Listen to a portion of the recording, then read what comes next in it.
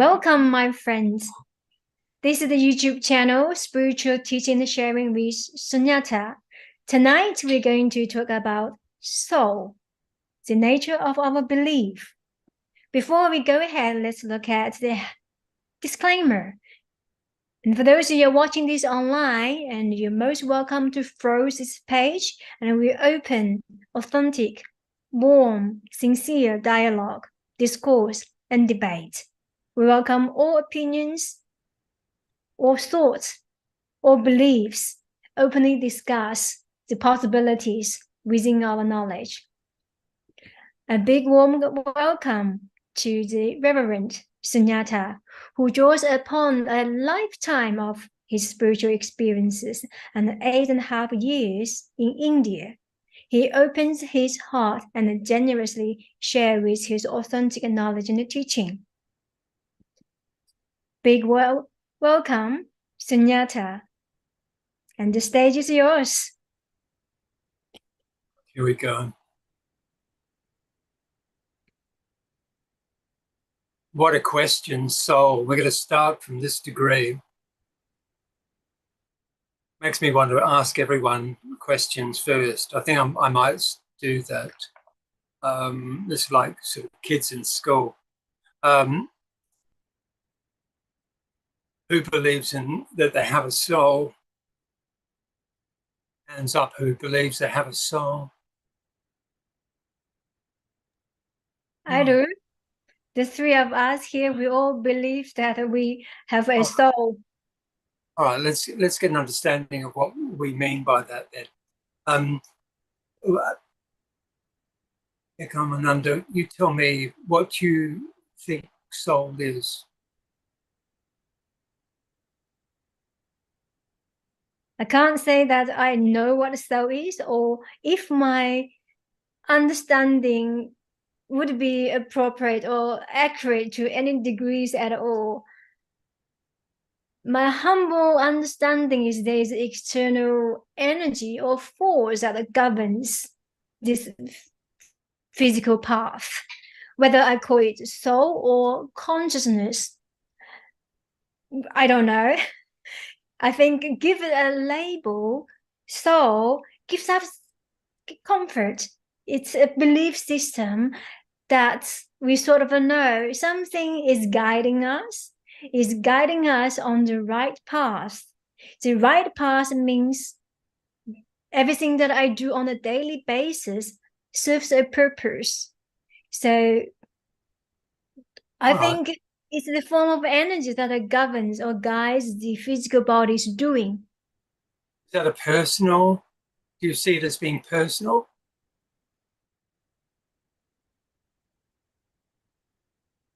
Yes and no. I just say when the ego pops up, when the ego is dominating the daily activity, the thinking, the thoughts, the desires, wishes, and wants, that becomes personal. But when I go into deep meditation, this becomes universal. It becomes the pure consciousness. So that's not personal anymore. All right. And can I ask you a question? When did the idea of soul first occur to you? It may be after my spiritual awakening experiences. Mm-hmm. So if we go back to my own life journey, I've went to different steps. First, I was born as a Buddhist. Then I was atheist for some time. Then I'll move on a period, believe that agnostic, free thinker, anything is possible. But I didn't have the knowledge or capacity to delve a little bit deeper. And so I think I stay in that free thinker stage, that mentality for some time. Then I had my first spiritual awakening experience. So after that, I did many training courses. So the sole idea, perhaps from my training, I'd say, YouTube channels, books, podcasts I listened, So it's an acquired idea, I'd say. Right. So did it occur to you straight away, or when you said you had your awakening experience, did soul occur to you then?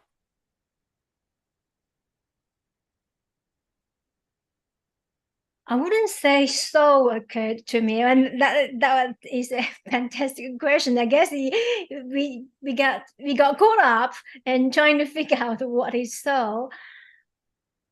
The information, the message was given to me as a gift. The gift was I just had this idea or a voice, a message telling me that I'm going to be a healer. And Uh-huh. I All wouldn't right. I wouldn't call that Simple. the soul. That's from the soul. No. But something to do with the Something to path of do with soul, my path. the path of soul, perhaps. I figure mostly well, the common idea or understanding about the soul is individual. If I maybe, representative of the common idea at all. Would you two, Alex or Leonie, agree with me? I'm going to get Alex to speak in a little moment, and I'm going to go gentle with everyone because I understand that we're not used to talking through these mediums or just talking publicly or for whatever, however this occurs. So I'll be gentle. Um, but what I'm picking up from you is you had an awakening experience where you realized that this was your life course, the healer occurred to you, and something in this had you account for it as being something of soul. No, no, I didn't say that. It's something external that I called as a guidance, but the soul idea came in a bit of a later on as some of the training course that I did.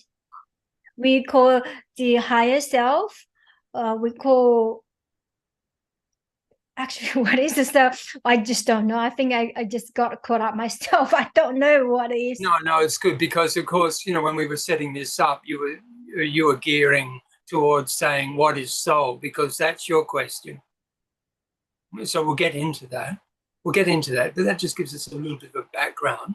I might zigzag across, and I might go to Jaya first and ask her what soul might be for how she sees soul to be.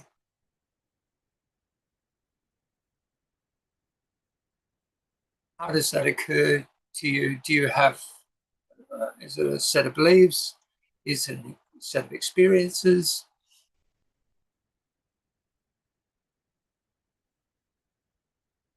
Hang on, I've got you muted. Just give me one little second. I have to wait until Ekomananda comes back.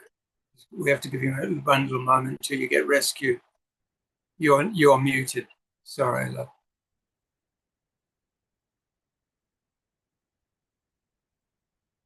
Vagina there. She's muted. Sorry, that's what I have to do. Now you can see that all four of us could be all sitting in the same room, except I've got a Runa Chala behind me. Thank you. We could all be sitting in the same room doing that. This is hilarious. But in reality, we're 3,100 kilometers away. Oh, don't you love the internet? All right, here I've got you. So that gives us a bit of a warmer space to jump into. Okay, we're going to jump into the warm water of what it is to be soul. What it is for me, yes, for me, yes, for me, yes. So we have some echoing going on, which we're currently trying to overcome, but I'll keep speaking. For me, it's definitely an experience of knowing that there is a purity and a beauty both within and without that allows me to connect with what it is within, the purity and beauty within myself, and the purity and beauty that is outside of myself. Oh, that's very interesting. All I'm right. sorry, I didn't hear the volumes. Yeah. All right, that's very, very interesting. So that's in India, this is called bhava. This is like the conviction. It's like the vehicle of conviction, that that there's a quantifiable amount of experience that one has that gives one the conviction to go forward to be more of it. I was going to say do more, but there's no doing it. Be more of it. Maybe that's not even the right way of putting it. It's probably not. Sorry. Sorry, I forgot to do this. No, it's probably right. It's probably not about it. We could even take out the word more. It's not about being more of it. It's just being it, because this inner knowing, it knows what is right for this being. And it's a very, very deep knowing. And when I imagine what soul is, that's what comes up for me. That's what makes, when I speak those words, my whole body radiates that knowing. So it definitely feels correct. All right. Okay. So that question. So you can see that this is markedly different to where Ekomananda is coming from and where Jaya is coming from. So for you, it's the embodiment of conviction. Is that way of putting it? The embodiment of conviction. It's like my cup. It's very big. It's a very big cup. It's the vessel which, as you feel the certainty that you're okay. That yes, and by I'm not quite sure accounting I understand for that, by bringing that on, by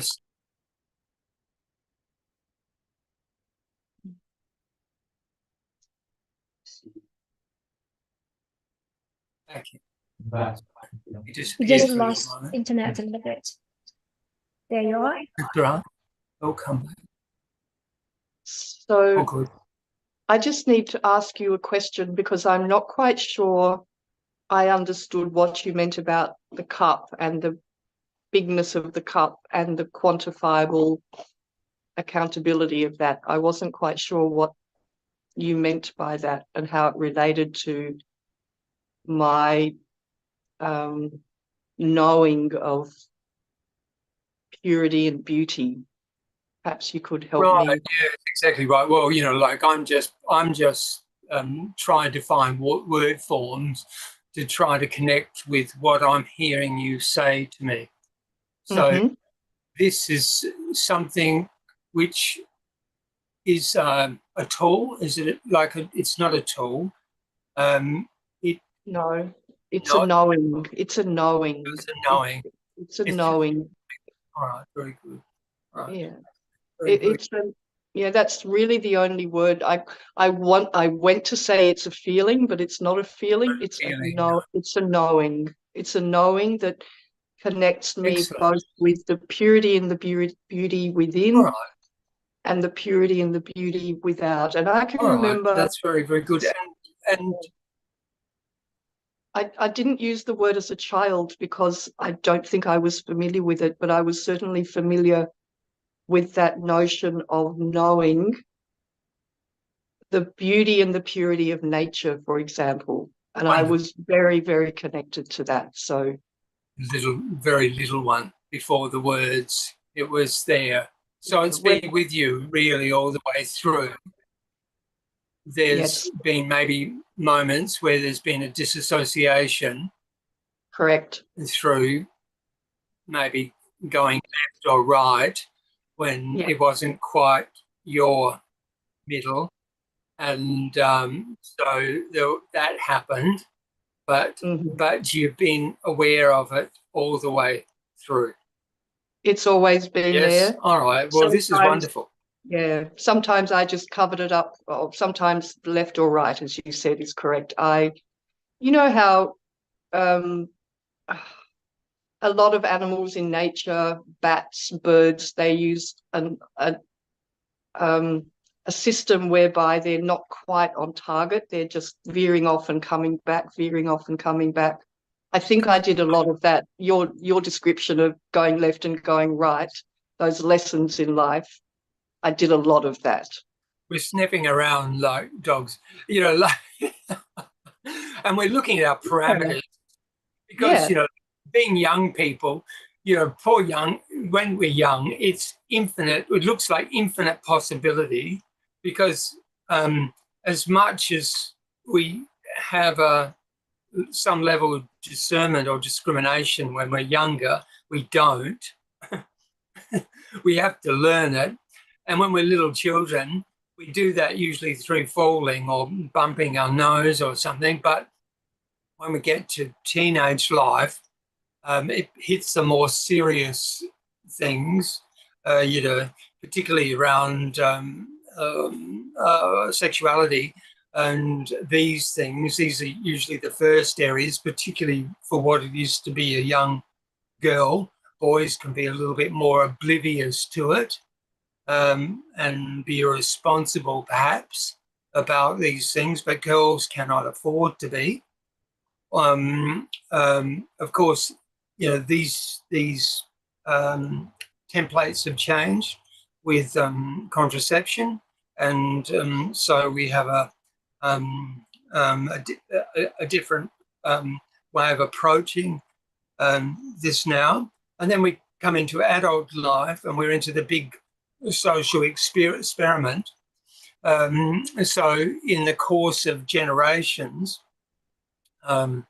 the generations are usually measured in 12-year cycles.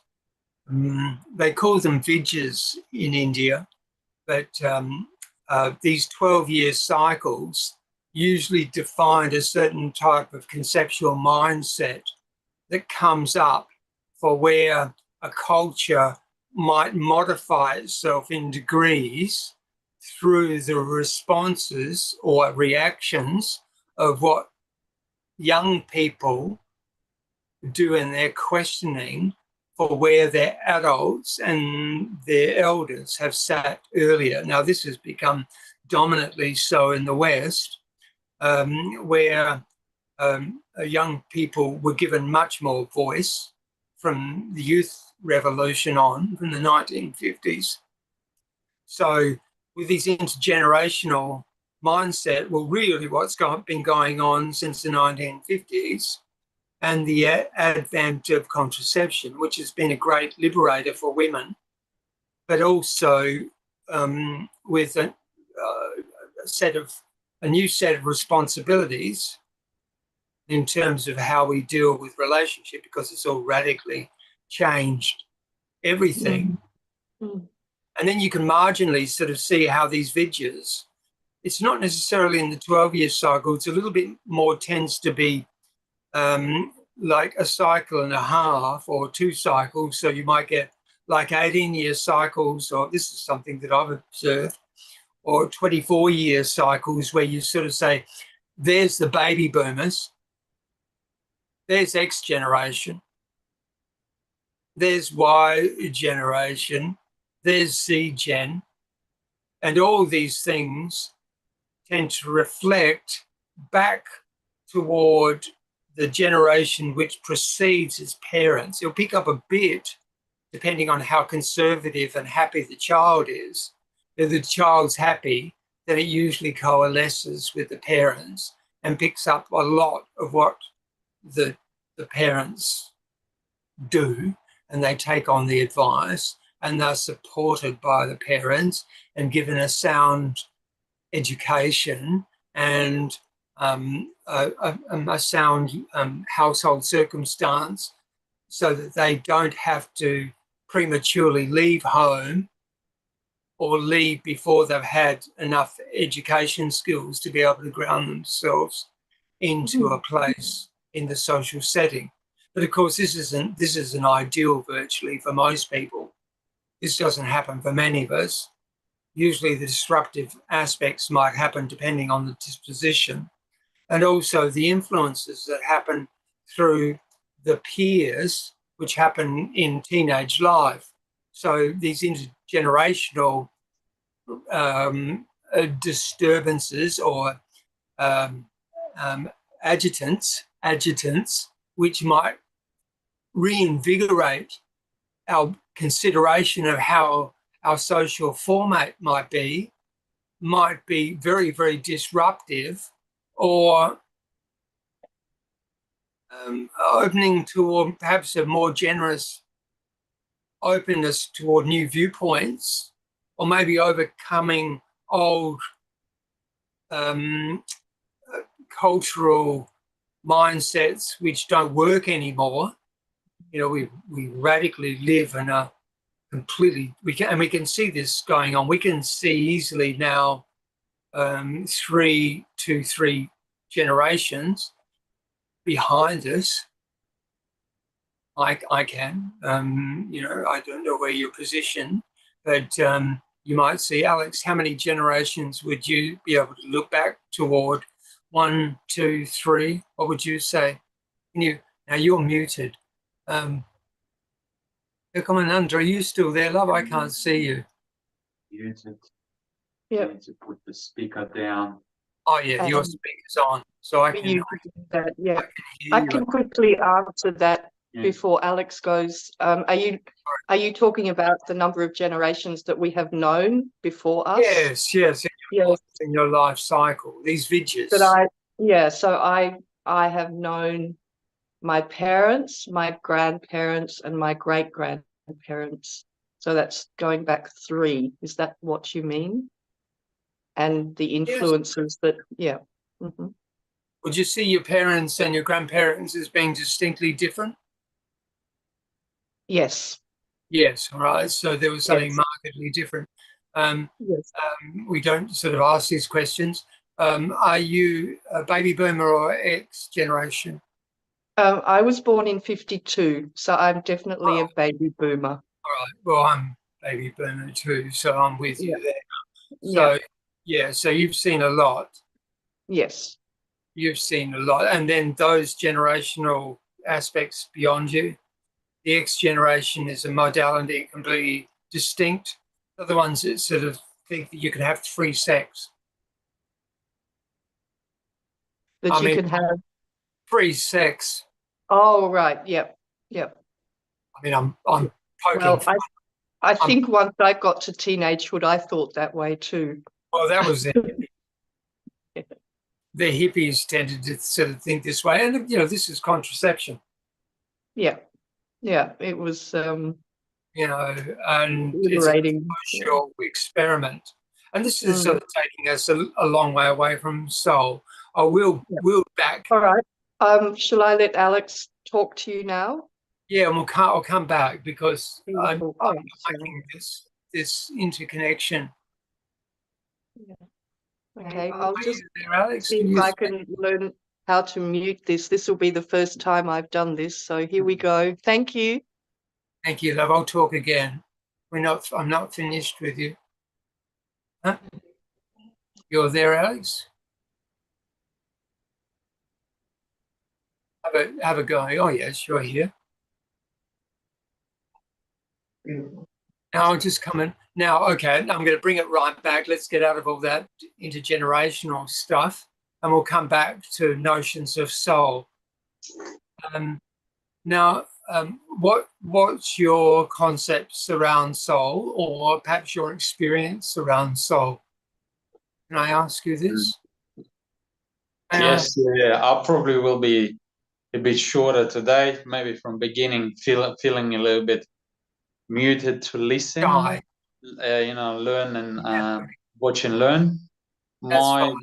My experience and something tells me that there's a body, we attach to it, and with our feelings, thoughts, pain, we think what we need to eat, we need to drink, and soul is just temporary. All right, that's all right, very good. Temporary here, and it's just a quick journey. You need to either you learn something or you don't learn, or not. All right, that's very interesting. That's interesting. So this is markedly different again. That's really, really fascinating. So can you mark the dimensions of how you see soul? Do you understand my question? Very hard. Yes, yeah, very hard to describe it. It's could be. It's like if you see a smoke, it goes somewhere out in our. If it leaves our body, I would understand. Right. Okay. And have you had this experience? No, I haven't had that experience. No. You haven't had out of body experience? No. Maybe No, that's all right. I'm just wondering. So, do you see it as, because it's quite a unique overview, different again. So you see it as being something which is just within the life cycle of the body and consciousness. Yeah. Is that what you're saying? Just and then it learns its lessons on the earth and leaves for the other journey. It's all right. Because Earth, it's not the only one game. Do you see that as being distinct from body and mind? How do you describe this? How do you distinct from body and mind? Is it distinct from body and mind? Separate. It's separate. Yeah. It's different to body and mind. Yes, yeah. It's totally different. Right. And in its relationship to consciousness? Not sure. I can't answer. That's right. Because this is where we'll get into meditation a little bit further, because this will give us a little bit of material to have a look at in a deeper state. So this is, it's these types of things you can take in with you through. Contemplation is obviously a higher method of thinking through these things, but meditation is a better way of penetrating it, particularly when it comes to the more subtle aspect of what we regard as the self, whether that's consciousness, will include soul, body and mind. Body and mind and world, of course, but of course these things are all unified. I don't see any soul. I don't see a soul, nor do I see anything that goes. I used to believe in soul, and I was conditioned to believe in soul.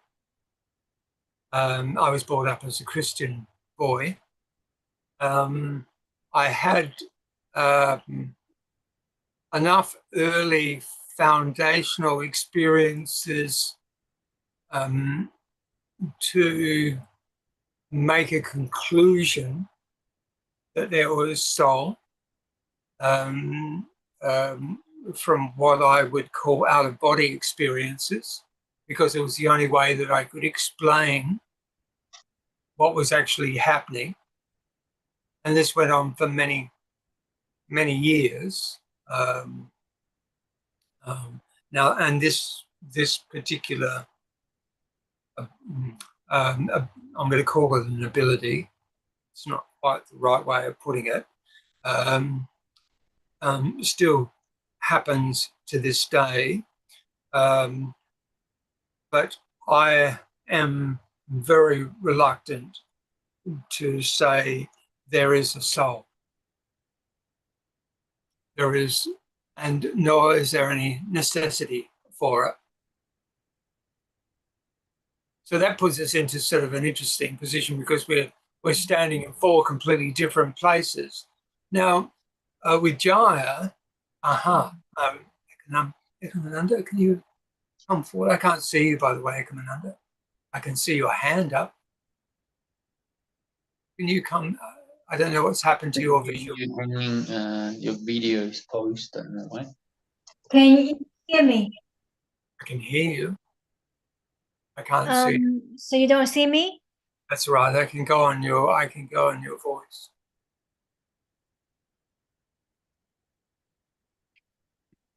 Do you not see me? You're not. I got the yellow. That was good. Hand. So I'll put my pictures. You're doing a wonderful job here, by the way, springing this on you to divide us into four simultaneously. You've done a wonderful job. My question is, do you consider soul as consciousness? Is that how you would label it?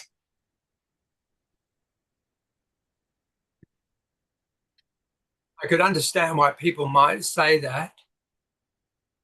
I'm reluctant to use. We came into this conversation last time when we were talking about God. It's one of these terms we're really reluctant to use. Some of us are. So we aren't talking about God today. So if you don't believe in soul, would you give it a label? So what I am grasping is we might share some common understanding with our audience. However, we may have different expressions. Exactly right. So we're going to try to get to the bottom of this a little bit so we can create a shared language. And why I might be so adamant to be done with certain terms, which, see, for Jaya, the idea of soul is perfectly clear. So this is very, very useful. For Alex, it has to do with other worldly possibilities, like an afterlife. So we're looking at something else.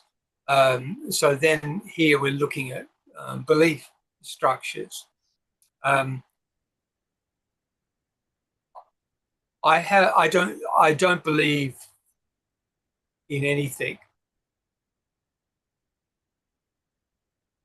Oh, I'm not sure if I believe in you. We are just open conversation. I don't want you to believe in me. No, anything that I say. And you have to work things out for yourself. Everyone has to be in the position of where things are for themselves. All this idea, it's all right to understand that we're together and we love one another, and that's fine. But everyone has to understand things for themselves and understand why it is that they say such things. So perhaps I might ask a question nice to see you back again. Alex again. What is it that soul is accumulating that will benefit you in a future circumstance, in another world, in another life? What do you think that might be? No. Who would you like to Alex. answer? That's for Alex. I'm asking Alex. Did you understand my question? Want me to say it again?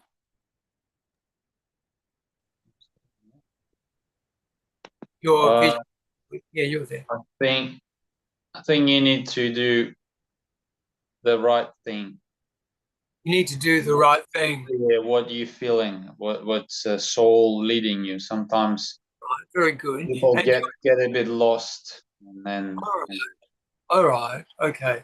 So these things you do in your day-to-day life, that you do the best you can, and you try to do the right thing.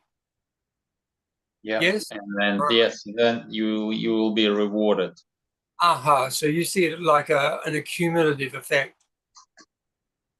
But It's you don't expect anything from that. You just have to lead yourself. I think someone is leading you. someone. All right. That's very, very. Who? Now we go into even deeper things. Who is it that's leading? It's all, I think, all depends on the person. Not just for you. We're just one-on-one. And thank you for Mine, being so open. Sorry if it feels like I'm putting you on the spot. I don't mean to. I think, look, can I just reassure you, everything that you're sharing here is of benefit for many, many people. And, I appreciate the vulnerability in these types of sharings. It's not a question of being right or wrong. It's just a question of looking at things, just looking at things. Yeah. Because you may have a shift. I may have a shift. We may all have a shift. Next week, we might find ourselves coming together with a completely different set of new revelations. You don't know. But I'm going to ask you. So I would assume that then you have a strong belief structure. Yes. Were you Christian upbringing? Christian? No, No, no religion, very no much. religion at all. Atheist family? Family grow up in Soviet Union, was verboten. Aha, right. So very Was nothing, disruptive, nothing religious kind of. and not to speak. Not you weren't. It wasn't something that we talked about. Everyone would just go like this about it. So this is like being back in Russia. No, look, it's very, very interesting because when I was in India, so many Russian people there, deep sadhana, so many Russian people coming back, hungry for the spiritual knowledge. So many, which was wonderful. Many very fine Russian people I met whilst I was in India who were really so grateful to have the freedom again to explore their spiritual nature. Yeah. So, this is what we're doing. We're exploring our spiritual nature. So that's what we want to get to the bottom of, our spiritual nature. To get to that very, very seek value where it's not external to the self. You're the accessible one. You're the one that's conscious without, maybe I can put it this way. We're all conscious, yes? We're conscious. We all share that, right? So here in consciousness, anything can happen. God can occur, a spiritual experience can occur, enlightenment can occur. But for whatever would occur, it has to happen within consciousness. Yes? Yep. So that means that it can't be external to the self. Without the self-consciousness, there's no experience to be had. Without consciousness, there can't be an experience. True? Sounds correct. All right. So you're the principal center of all possible experience for you as a self. Does it mean you choose your destiny? No, something far more immediate than that. You are the center. You are the center for where all experience occurs. Okay, yeah, that's very deep. For yourself. All right, so everything that can possibly occur for you must happen within you. Say it again. We just so any possible experience is for you to have through consciousness now. Okay. As long as it's a legitimate, what we might call a real experience. A real experience. Nothing will be denied of you. Are you seeing the point that I'm getting to? So this repository of where I do good things, for that I move on into a future circumstance, another life perhaps, or another state of being, which would be just an extension of consciousness, is actually all here now. It has to be. It has to be, because it's the nature of consciousness is so that if the possibility is within you, then that means it's accessible to you. So we have to look very, very carefully at what that is. So what is it that Alex desires in terms of his own spiritual emancipation? Very deep question. I'm asking you that question, Alex. That's a big one. What does Alex desire? Alex's desire to find. We got a bit echo.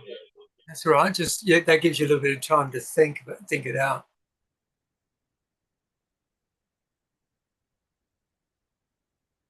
I would like to find out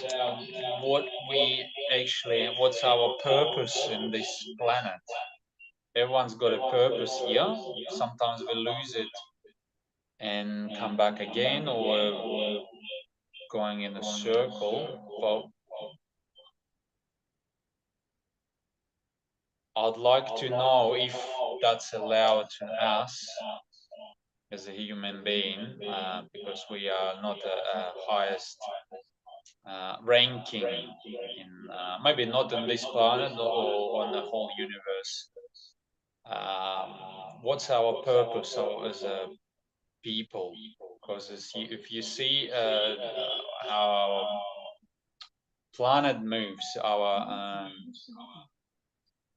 society, and not talking about the whole planet, we're going in the wrong direction. So the violence occurs, wars. So there's so many things that we experiencing. Yes. I don't think so. It's a right approach. I like to see what's. Well, this is beautiful, because really, if you listen very, very carefully, you listen. Say again. Sorry. We just. Sorry for interrupting you. Go on. Say that last part that you said. I was listening. The answer is in your question.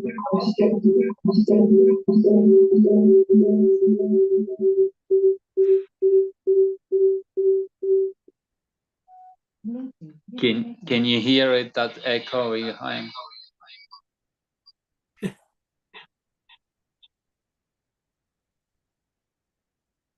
It's what you're saying. It's better now. What you're saying is beautiful. The answer is in your question. because you're asking the question in a particular way with a certain formation. So it's already defined itself. What's my purpose in this world where there's all this chaos going on? This world's hurtling through the universe at thousands and thousands of kilometers. And here we are in this steady space. And for us, we are fortunate to be able to meet here on this Saturday evening like this, in this piece, to be able to share exactly what this is, which is that steady space. The purpose is to be that steady space for where all this war, for all this greed, for all this extension, for this, for that, for this, for that, for this, for that, where the urge has gone mad, and there's a lot of madness in this world. Here I am, and I see that. And what is it for me to do? What can I do? What's the ultimate that I can do?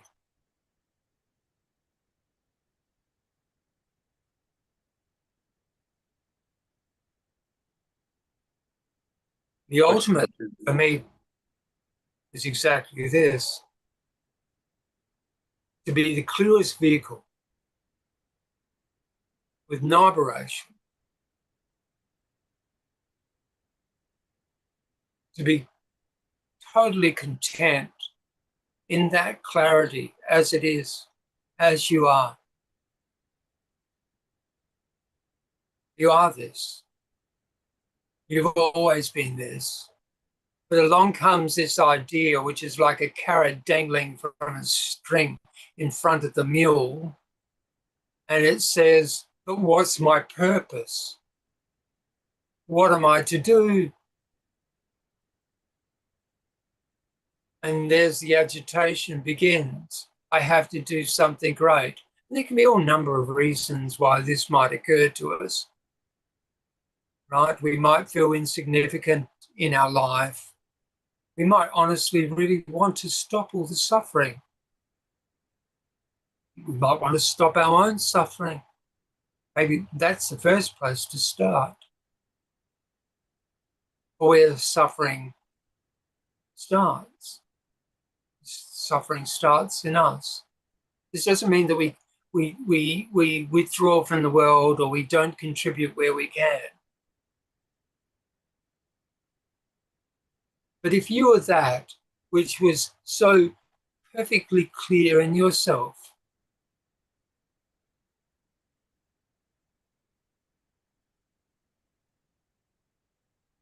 empty of all aberration,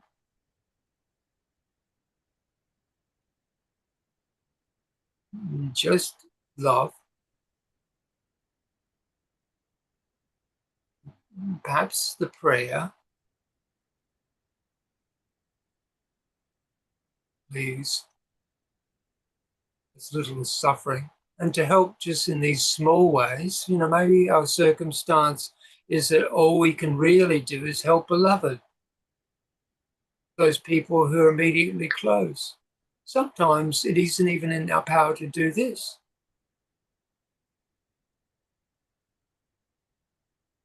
Sometimes we might find ourselves in a cave, and what it is for us to do is to be able to be totally okay about that. So, okay, here I am. I'm in my cave. Now what?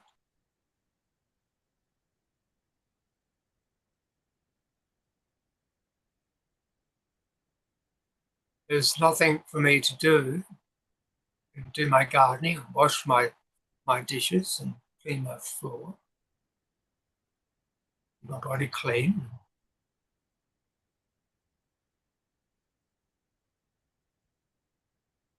But to be absolutely okay as we are first. there, perfectly clear. You see how this would obliterate the account? It's not a question of getting an account for some future circumstance, because you're just purely clear. So as soon as the opportunity calls for you to act, well, it might be something really, really simple. It might be a neighbor calling out for help. It might be, and that's enough, you know. It might not be some great deed. Maybe Alex is perfect as he is, except for the questioning one who says Alex needs a purpose.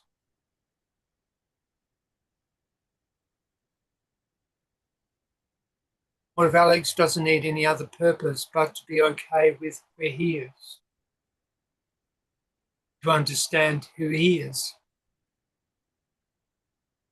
To really understand what that is.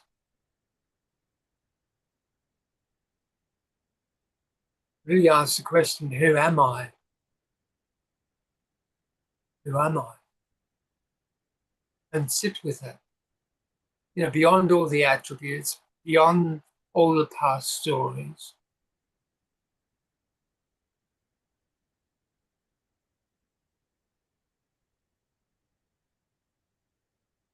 Do you see what I'm saying? Yes. Apple? Yeah. Apple? Yes. So what are you saying is when the individuals understand who we are, whatever label it might be, the moment we understand who we are, so we don't need to have a purpose, or the desire of a purpose will just shed it away itself. Well, the purpose will happen of itself. It will just happen naturally out of the beingness. It happens naturally. It's not built on these concepts and ideas that have been planted in us.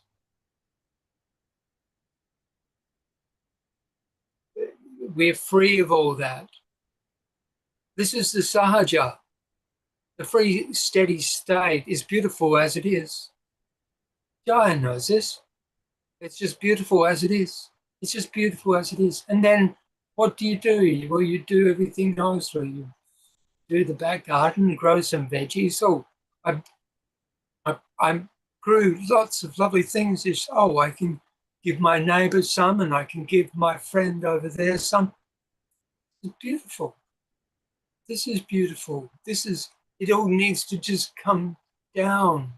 Really, like everyone's all going, fast. Now we're a computer and it's binary codes. It's going yes, no, yes, no, yes, no, on, off, on, off, on, off, and everyone's going tick, tick, tick, tick, tick, tick, tick, tick. No, stop, nothing. None of that. Stop. You're beautiful as you are. You're beautiful as you are. And you come back, and if you're uncertain about that, meditate and look at it. And the easiest way is to put the eye to the eye. Look, this is Ramana's way, but you take the eye consciousness, and you meditate back on the one that sees. And every single time you see yourself wander off in mind or a concept, you bring it back to the eye. And you bring it back to the eye. But what ends up happening is those predominant concepts that drive you all the time will be coming up, nagging you. The ones that sort of say, I need a purpose, I need an action, I need this, I need that, I need to do this. No. You can stop. You can give yourself 20 minutes of doing absolutely nothing and just checking in with I. I mean, when I say I mean that principle. I'm reluctant to say self because I see self as that one that was developed out of consciousness at the age of 2.5 or 3 when we had our first memories, and it started getting a language, and it started remembering stories, and it started having collisions, and it started having beautiful times, and all this is there. There's this big history in the self, which is all fine, all lovely, but that's not what it is. Jaya was pointing out this before when she was saying it's in the wonderment. It was there before the first conceived thought, before the identity. That's why Leone disappeared. That's why Leone disappeared. And that's not any disrespect to anyone.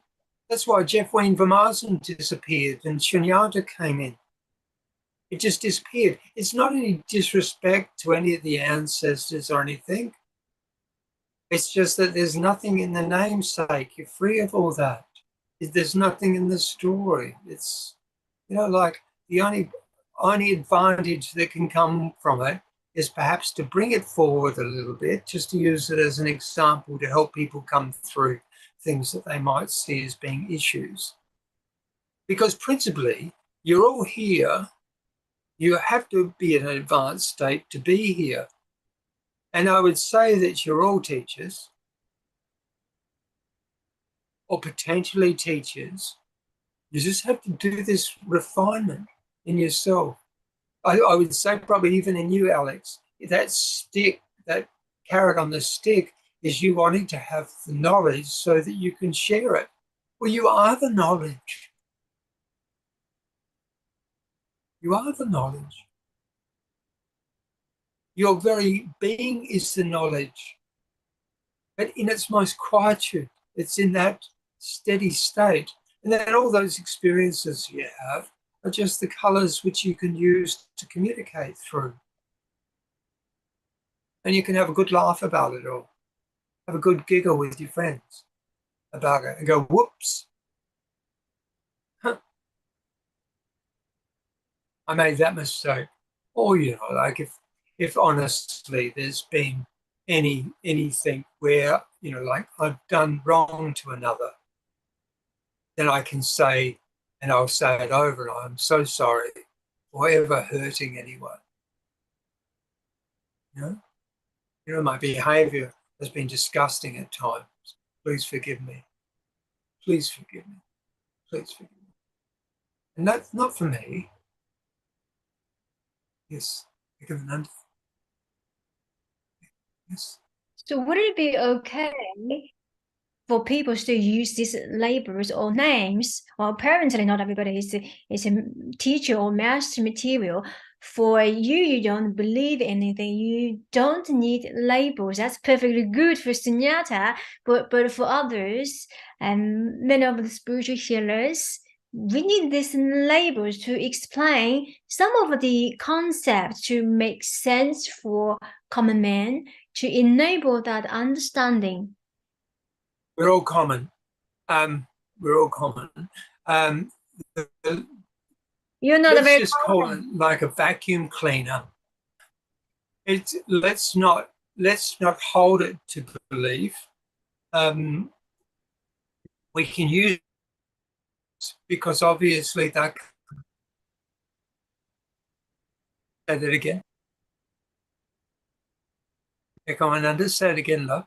I said you aren't very common. Say what you just said. You aren't a common man. You do have the ability to be common man or to appear common, but you are not a common man. Oh, no. Well, you're about to come and stay with me for a while. You'll see a very, very common man. But the man's gone. The man is gone. The man's gone. That part is finished. It doesn't, But I've had plenty of man. And let's not get this caught up with all the woke stuff. When I say this, it's not. I'm not interested in any of these desires. I'm very, very fortunate. I'm very fortunate to be where I am. I'm in a very, very privileged position to be able to sit very, very easily, to have a minimal set of desires, which is, feed the body, to use. I love meditating. I love it. I love it. But, and I have my pastimes, and I have my interest in the world. I'd read a newspaper if there was such a thing. I keep in touch with the world. I'm not cut off from the world. So, what will you say? Yeah, I don't read newspaper. I think the newspaper is just crap, causing fear. So I don't read them. Ramana used to read them. Funny. I'm not Ram. Well, they Apple. are rubbish. You're right. It's rubbish. It is rubbish. It is rubbish, and you're right. I'm not encouraging it, but I'm just sort of saying that that's not a problem either. And all these small things where we, give ourselves a hard time, it's not, that doesn't matter. We give ourselves a hard time about things which aren't big problems. Like if you make a mistake, probably the worst of it is, like if you get angry at the dog or something, maybe you need to apologize to the puppy. Sorry, darling, I didn't mean that. Be kind to one another.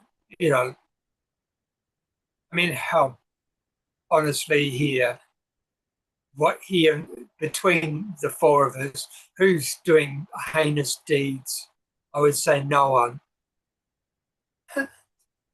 No, and you're all lovely people. So here we are wanting, and we're here looking at something very particular. My interest is to ground everyone into sahaja. I would say that jaya is settled into sahaja. This ability to be able to call up, it's just a difference of language. So what I've discovered in conversation with Jaya is her language for soul is what I call sahaja, which is the background that goes on all the time throughout all the beingness, which is common to us all. It's steady. It doesn't matter what level of iniquity, what level of darkness, what level of evil is going on. It is even common to those beings.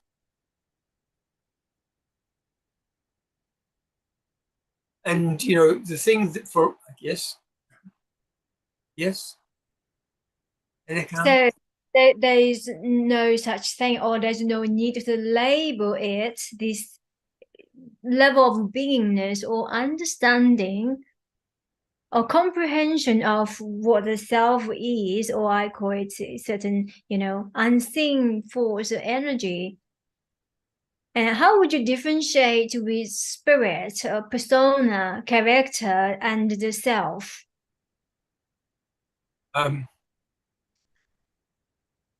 Playfulness. I mean, it depends on what your duty is. So you've got a very, very defined, your calling went healing and went bang. Whereas with Alex, that's open. But in your clarity, Alex, sadhana is the best way to go deeply into meditation with understanding who am I and be persistent, who am I? Because you do not know what will happen. You might encounter a person on the street, and in that one contact where your vibration is elevated to that one person, you do not know what it does. We don't need to know what it does. You might be the instigator which changes some horrible catastrophe from happening, and you may never know it, and it might just simply be your purity, because you've done that work now. It's not you haven't accumulated an account for the future lives. It's happening now, and the heaven world is happening now. And that thing that brought the eyes just went up and the doubt that came up, these are the things you need to investigate, because these are in the lesser self. These are in the conceptualized self, that self that was the self that's full of attributes, the one that from a certain point of view was given a name and was defined in a certain way. Now that's very convenient and very necessary, particularly when you're little children, particularly when you're finding yourself into the world. But in adult life, we have to make some very, very clear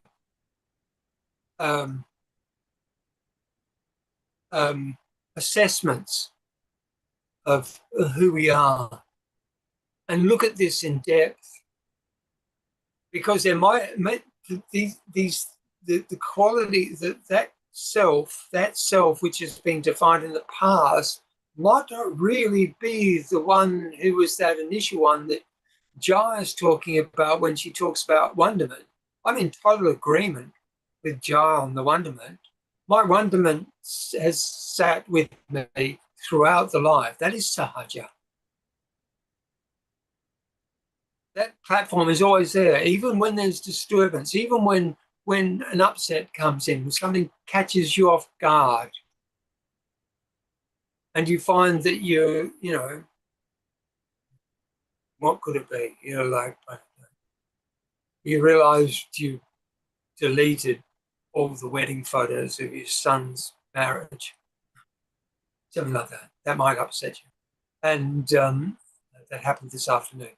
And and I had to go, well, it's probably just sitting there. Let's just wait, not get upset about that. Just wait. We're not going to let that disturb us. And so we learn more and more how to catch ourselves out where we might fall into the trap of falling into an unnecessary emotionalism or an unnecessary mindset, which is just something we've learned from the past and habituated ourselves in, that isn't necessary. You don't need it anymore. And, this doesn't mean that we have to be without any emotion. We can have emotion. That's fine. Emotion can be there if that's what's for you to be. You might choose to be that. Who's one of the ones, the masters? Rudy was one who was full with lots of emotion. He was always weeping. A lot of weeping for joy, I think. A lot of weeping for joy. That's all right. So, and I'm looking toward you a lot, Alex, because I think, there it is. You're very close. You just have to let yourself be who you really are. And the company you're in is good. These groups, satsang as group is really, really good, because in the group consciousness, this is the Sangha. Us coming together is us sharing ideas and going, okay, how can I come to this clarity? Perhaps what we should do is finish in meditation. I don't know where we are in time. Hello,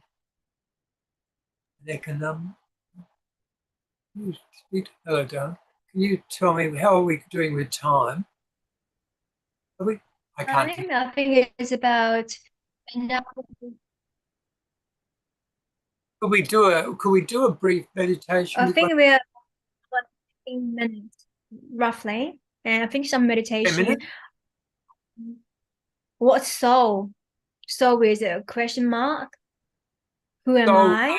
Question mark. That's all right. That's good. Let's keep it open. Let's just keep it all open. It's all beautiful. I've learned something too. Sometimes I can be a bit of a... We can't hear you. You're muted for somehow. Maybe I'll turn off here. Alex, you turn it on, see if you can hear him. Like this lovely big cup. This is my chai cup. It's oh, I can't show you. Sorry, Sunyata, we missed a little bit, and we certainly have some tech challenging today. What were you saying before? Can we do a little meditation before we go out Yes, please. today? And I might, if we have, can I guide it a little? And let's just get in deep, or just a little bit of guided meditation. And we've got, what, 5-10 minutes? Is that what you're saying, 10 minutes? I'm thinking maybe 20, 30, that's all fine. We 20 minutes is a good amount of time. give us a minute. We are going to just to move a little bit and we come back. Give us a minute. Yeah, that's all right. That's a good idea. Everyone have a bit of a stretch. Have a bit of a stretch. Stretch. I'll do the same.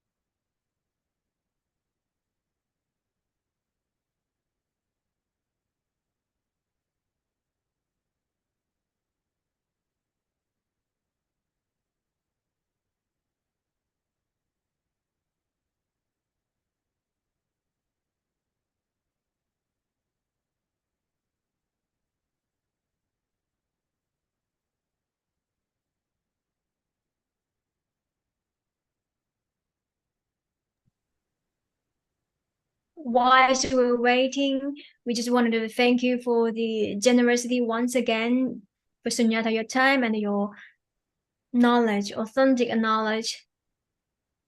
We don't have the opportunity to meet a master as such, and we have the honor to meet you and really surrender to the truth. It has been a wonderful journey. I appreciate it too. Thank you. It's giving me an opportunity to adjust language as well. We learn all the way through. We're having to adjust our language all the way through. So, this is happening for all of us. We're all growing together. I think we're one. That's how I experience it.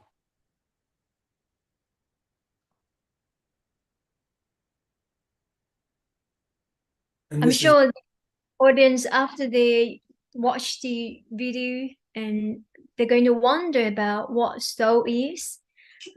What I would perhaps share is, although Sunyata does not believe in anything, does not. Last 3 words again. I said, you said you do not believe in anything or in the idea, the belief of soul. I think that is okay. For those who are watching this, it's important to, digest the idea bit by bit. Well, Jaya put it nicely, the wonderment, the innate of knowing, and why others maybe still at the place it's quite confused and confronted, even shaking, and I feel that their world is crumbling, it's shaking. It is. Especially when you've lent on belief for a long time. I'm critical of belief, but I very much love wonderment. Wonderment is the easiest way to come to sahaja. Wonderment is the easiest way. And wonderment is the most beautiful way of coming into meditation also. So we're in very, very good company, and you're a beautiful energy, everyone together, and this is lovely support. So thank you. This has worked out really delightful. It's different every single week. I love it. We're ready for meditation. Very good. Here we go.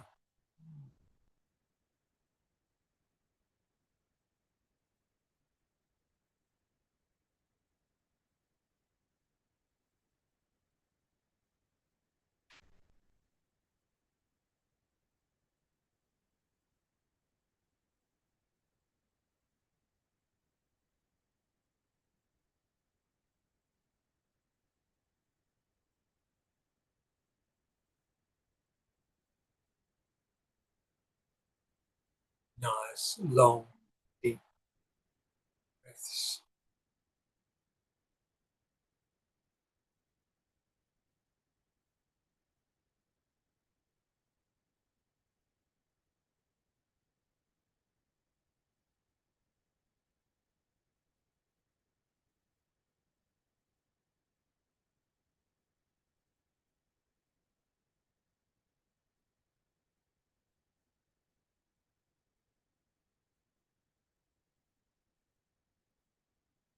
Look at the dominant color.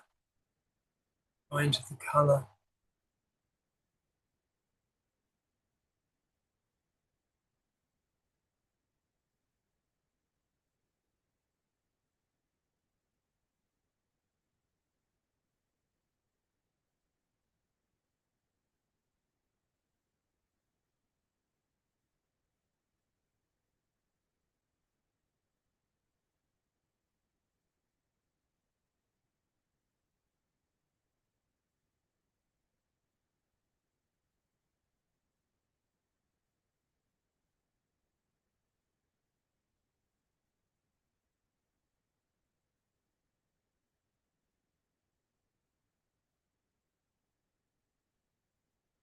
Consciousness, I am.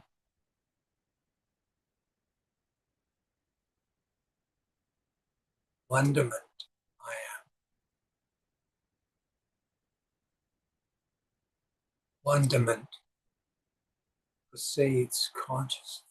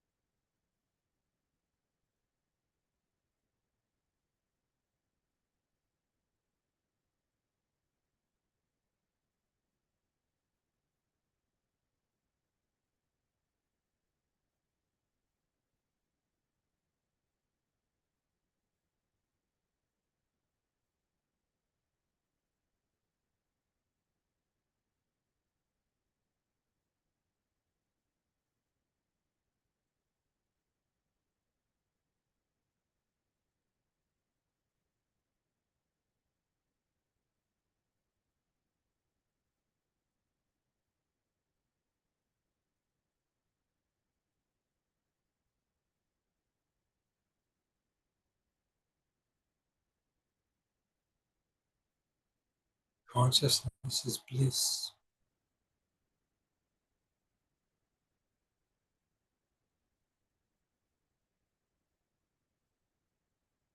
Wonderment is bliss.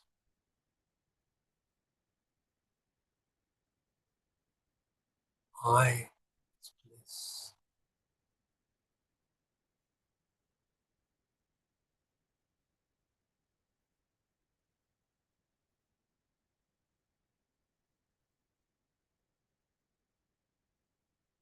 I is absolute truth.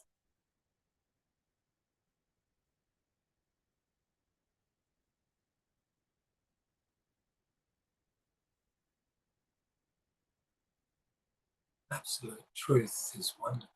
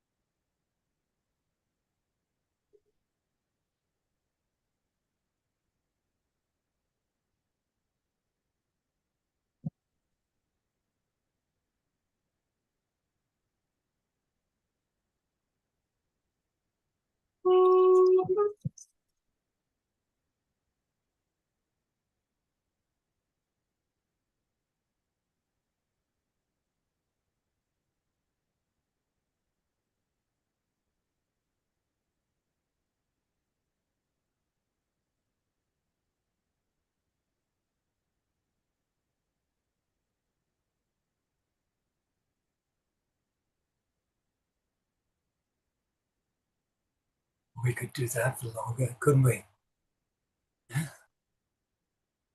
We could carry on doing that for longer, couldn't we? So that's good. That's good. No, making a staying with the sadhana, doing it regularly is a good idea at first. It's strong there. Yes.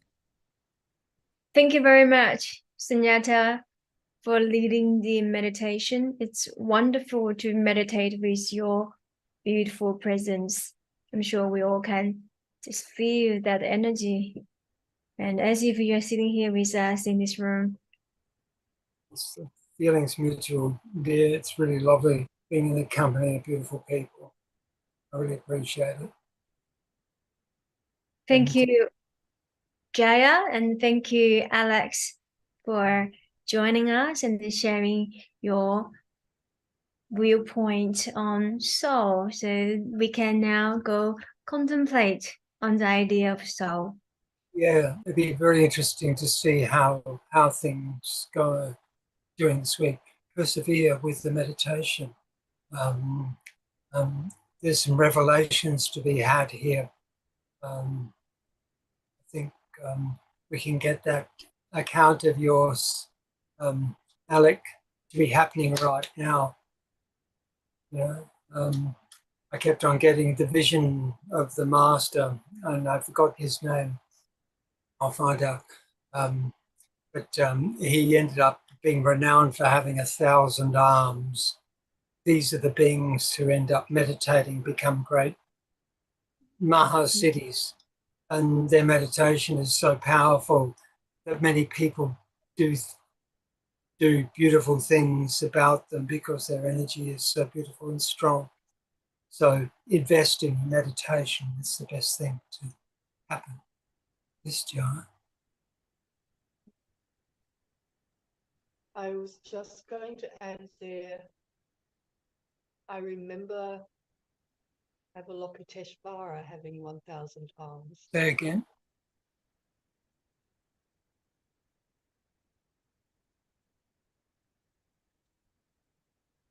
Say again. We've got a bit of an wait till the. Say that again, love. Yep.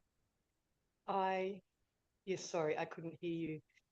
I remembered when you said the 1,000 arms, I remember Avalokiteshvara having 1,000 arms. You're right. That's the Buddha of compassion. Is that? Yes. Yeah. And that's what it is a symbol for, because we're so powerful in the meditation. Meditation is enough. Just do the meditation. That's the purpose. And everything else follows. Yeah. It was interesting in my meditation to add to what you found in yours. What I found in mine regarding Alex, and it's very synchronous, is I am kindness. But I wanted to say to Alex at some point after, but I'll say it now. Who are you? And the answer that came up for me is I am kindness. I'm kindness. Yeah, that's beautiful. Yes, he is. I am kindness. I am peace. That's true. That's true. Yes, he is. That's true. That's very evident. Yeah, that beauty, Alex. Yeah, right on your beauty, my dear. It's very, very true. It's very true. Right on your beauty. Right on your beauty. It's very evident. It's evident to me. Evident. It's very evident. Yeah, lovely words. Thank you, Jai. That's lovely. That's a lovely blessing. Well, thank you for all participating in a cross-fertilization around the idea of what we are as soul together. Maybe this is a nice way of looking at it. This soul is actually what we are together.